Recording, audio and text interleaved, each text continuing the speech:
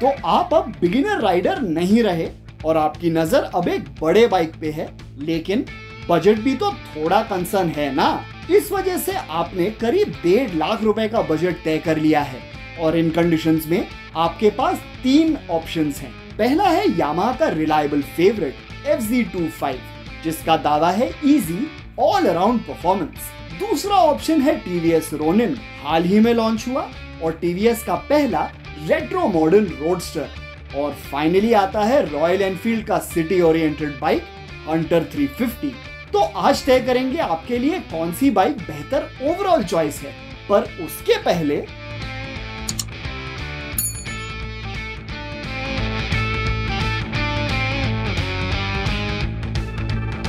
शुरू करेंगे सबसे अहम चीज से, जहां इन 3 में से 2 थोड़े आसपास हैं, पर तीसरा एकदम अलग।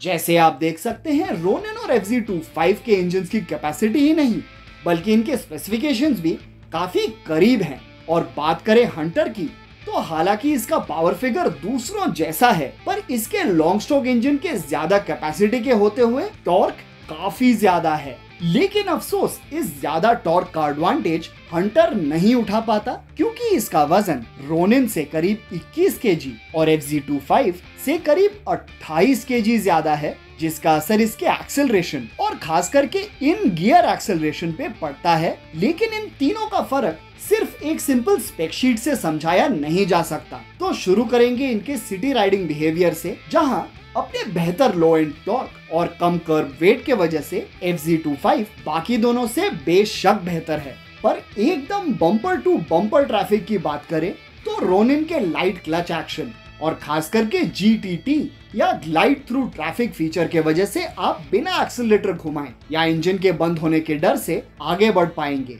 इनफैक्ट टेस्टिंग के दौरान रोनिन 4th गियर में 16 किलोमीटर पर आवर के स्पीड में भी बिना कोई दिक्कत के आगे चल पा रहा था। पर बात करें खुले रास्तों की, तो मामला पलटने लगता है। करीब 80 के स्पीड से ही रोनिन में रिफाइनमेंट की कमी नजर आने लगती है। करीब 90 के बाद FZ25 से भी थोड़े बहुत वाइब्रेशंस आने लगते हैं और 100 किलोमीटर पर आवर पहुंचने तक ये और भी ज्यादा लगने लगता है। अब हालांकि तीनों बाइक 100 किलोमीटर पर आवर पे क्रूज तो कर सकते हैं, पर इस स्पीड में हंटर में सबसे कम वाइब्रेशंस महसूस होते हैं, जहां FZ का मानो सांस फूलने लगता है और रोनिन में इंजन हार्शनेस और वाइब्रेशंस दोनों काफी ज्यादा हो जाते हैं, जो हमारे हिसाब से साबित करता है कि रोनिन सिटी कम्यूटर के तौर पे ही बेहतर है। हालांकि ये यहाँ भी FZ25 से थोड़ा सा पीछे है। साथ में रोनिन के हाई स्पीड रिफाइनमेंट की कमी TVS के लिए थोड़े और अफसोस की बात है, क्योंकि इसके फ्यूल एफिशिएंसी फिगर्स और टैंक साइज को मद्देनजर रखते हुए इसका यूजेबल टैंक रेंज FZ25 से हल्का सा कम है, लेकिन हंटर से अच्छा खासा ज्यादा है।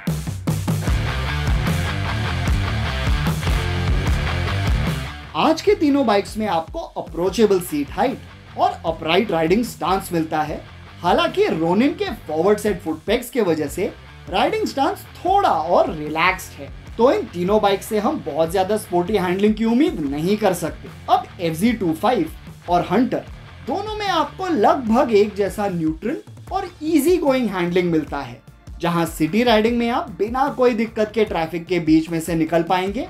हालांकि हाई स्पीड कॉर्नरिंग करते वक्त थोड़े और राइडर एफर्ट की जरूरत पड़ सकती है, पर एक जगह जहां FZ25 हंटर से बेहतर है वो है इसकी राइड क्वालिटी, क्योंकि जबकि हंटर छोटे मोटे बम्प्स को हैंडल कर लेता है, पर बड़े झटके राइडर तक पहुंच ही जाते हैं।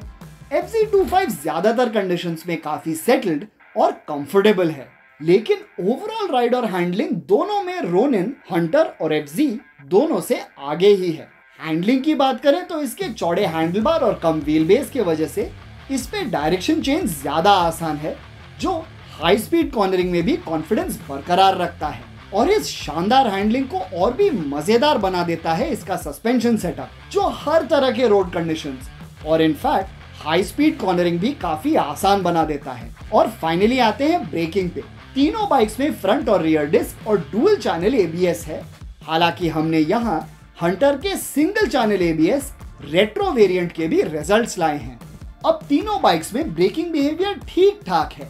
हालांकि हंटर 350 में दूसरे रॉयल एनफील्ड बाइक्स की तरह ब्रेकिंग फील की काफी कमी है और जैसे आपको पता ही होगा ये आज के कंपैरिजन में सबसे भारी बाइक है। पर टेस्ट रिजल्ट्स देख के एक अजीब बात सामने आती है कि हंटर 350 के मेट्रो वेरिएंट का ब्रेकिंग डिस्टेंस सबसे छोटा है, पर दूसरी ओर इसके single channel ABS retro variant का ब्रेकिंग डिस्टेंस सबसे ज्यादा है।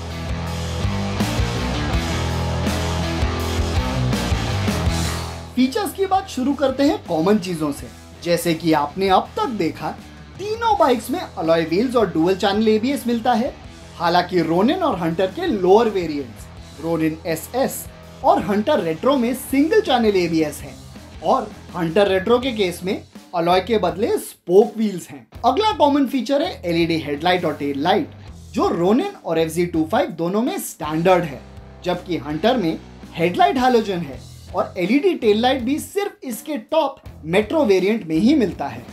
फिर आते हैं इंस्ट्रूमेंट क्लस्टर पे, जहां हंटर के सेमी एनालॉग यूनिट का मुकाबला करते हैं FZ और रोनिन के डिजिटल डिस्प्ले, पर जबकि हंटर और FZ25 में आपको सिर्फ यूजुअल डेटा मतलब speedometer, tachometer, odometer, trip meter और फ्यूल गेज मिलता है, रोनिन में आपको ट्रिप टाइमर और 2 स्विचेबल एबीएस मोड्स भी मिलते हैं। और बात करें कनेक्टिविटी फीचर्स की, तो यहाँ भी मुकाबला सिर्फ हंटर और रोनिन के टॉप वेरिएंट्स में है, पर जबकि हंटर में आपको ऑप्शनल ट्रिपर पॉड और रॉयल एनफील्ड ऐप के थ्रू सिर्फ टर्न बाय टर्न नेविगेशन ही मिलता है, रोनिन में टीवीएस स्मार्ट कनेक्ट ऐप में आपको टर्न बाय टर्न नेविगेशन के साथ कॉल और message alerts, voice response, maintenance alerts, last part location और पोस्ट राइड स्टैट्स भी मिलते हैं। और फाइनली रोनिन के टॉप डीएस वेरिएंट में अपाची आरटीआर 204V के तरह एडजस्टेबल क्लच और ब्रेक लेवर्स भी हैं,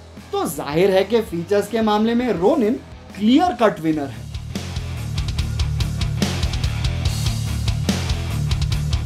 जैसे आप देख सकते हैं तीनों बाइक्स के स्टार्टिंग प्राइस तकरीबन सेम है। हालांकि रोनिन और हंटर के टॉप वेरिएंट्स के लिए आपको अपना बजट करीब 25 से 30 हजार रुपए बढ़ाना पड़ेगा। तो अब तक साफ है कि तीनों बाइक्स सिटी राइडिंग में माहिर है। हालांकि यहाँ टीवीएस रोनिन का थोड़ा एडवांटेज है और दूसरी ओर टूरिंग में हंटर और FZ25 में लगभग बराबरी का टक्कर है। तो अगर आपकी राइडिंग डेली कम्यूट और वीकेंड टूरिंग दोनों का बराबर कॉम्बिनेशन है तो यामाहा FZ25 अब भी एक अच्छी चॉइस है अपने light handling, smooth ride quality और अच्छे फ्यूल एफिशिएंसी के वजह से। दूसरी ओर अगर आपका ज्यादातर राइडिंग सिटी में ही होता है तो आप टीवीएस रोनिन को चुन सकते हैं और अगर आप बजट थोड़ा एक्सटेंड कर पाए तो इसके तमाम फीचर्स का भी फायदा उठा सकते हैं। और रही बात रॉयल एनफील्ड हंटर की, तो ये यामाहा FZ25 के लगभग बराबर ही है। हालांकि खुले रास्तों पे ये थोड़ा बेहतर होगा। और अगर आप सोच रहे हैं कि आपको हंटर के रेट्रो या मेट्रो वेरिएंट को चुनना चाहिए तो उसके लिए भी हमने एक वीडियो बनाया है जिसका लिंक आपको डिस्क्रिप्शन में मिल जाएगा। तो आप किस तरह के राइडर हैं और आप इनमें से कौन सी बाइक चुनेंगे या आपकी नजर किसी और ही बाइक पे है, कमेंट्स में जरूर बताइए। और साथ में हर तरह के टू व्हीलर के बारे में हिंदी में जानने के लिए तो मिलते हैं जल्द ही किसी और इंटरेस्टिंग टू व्हीलर के साथ। तब तक राइड सेफ और देखते रहिए बाइक देखो।